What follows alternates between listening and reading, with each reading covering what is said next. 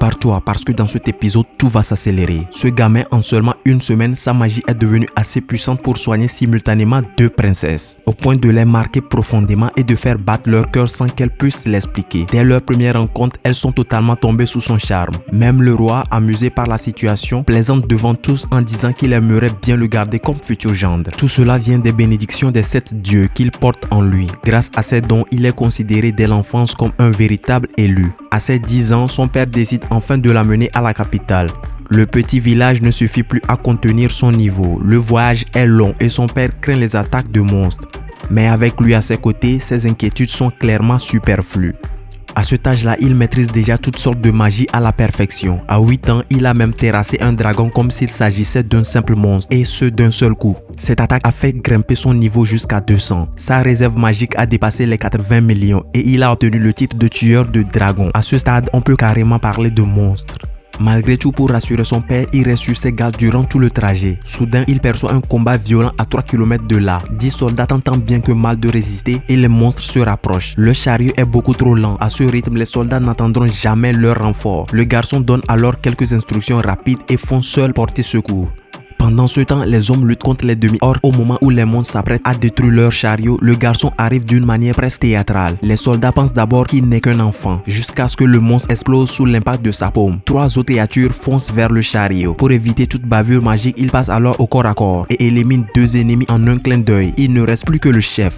Le chef tente de s'échapper mais il se fait aussitôt abattre. Voyant cela, le capitaine des chevaliers panique et empêche le garçon d'approcher le chariot. Le garçon s'agenouille alors poliment et se présente. Il est le fils du comte des frontières. Une fois son identité confirmée, il utilise sa magie de soin et guérit un à un tous les soldats blessés.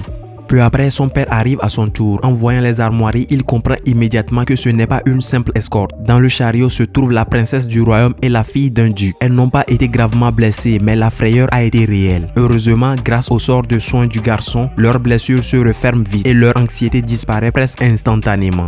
Les 2 jeunes filles sont stupéfaites par la puissance de sa magie. Même certains de leurs maux de longue date disparaissent sous l'effet de ses soins. Elles se surprennent à le regarder autrement et à trouver ce jeune garçon franchement adorable. À force de discuter, elles enregistrent presque.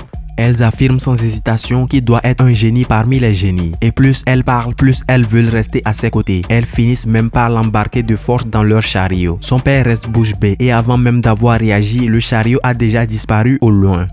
Dans le chariot, le garçon est visiblement mal à l'aise, mais les 2 jeunes nobles se montrent d'une chaleur désarmante. Comme la capitale est encore loin, elle décide de passer la nuit dans une ville voisine. Le garçon tente de s'éclipser, mais il est très vite rattrapé. Les 2 demoiselles ne comptent absolument pas le laisser s'enfuir. Son père arrive inquiet, mais il est immédiatement convaincu par leurs arguments. Le père propose de leur assigner plusieurs gardes pour la nuit, mais aux yeux des 2 jeunes filles, le garçon est de loin le meilleur protecteur possible. Face à une telle logique, le père ne peut rien répondre. Ainsi, tous 3 se retrouvent logés dans une grande maison commune. Les 2 jeunes femmes nobles s'occupent de lui avec un enthousiasme débordant et il n'a d'autre choix que d'accepter en souriant. Sur la route, le garçon finit littéralement éreinté au bord d'avoir des cernes jusqu'au menton. Mais au moins, il arrive tout sain et sauf à la capitale. Ils sont accueillis par le vice-chef des chevaliers qui remercie chaleureusement le garçon pour sa protection. Le garçon veut rester discret, mais le vice-chef le retient d'autorité. Le roi souhaite le rencontrer. À l'annonce que le roi veut le voir, le garçon panique légèrement. Impossible de refuser une convocation royale. À peine le roi l'aperçoit-il qu'il manque de le nommer marquis sur le champ. Il finit par suivre le protocole. Il lui offre une grande demeure à la capitale et le récompense comme un véritable héros national. Face à un tel honneur, personne n'ose contester. Après tout, cet enfant a vaincu 50 demi-orques à lui seul. Un exploit encore jamais vu. Le roi le remercie ensuite en tant que souverain, mais aussi en tant que père, avec une sincérité désarmante. Puis, il aborde un sujet plus délicat. Les 2 jeunes filles semblent très attachées à lui et c'est à partir de là que les ennuis commencent. Les 2 demoiselles, déjà en compétition en secret, annoncent simultanément « Je veux l'épouser ». La tension monte immédiatement et elle manque d'exploser en plein milieu de la salle. Le roi ne sait plus où se mettre.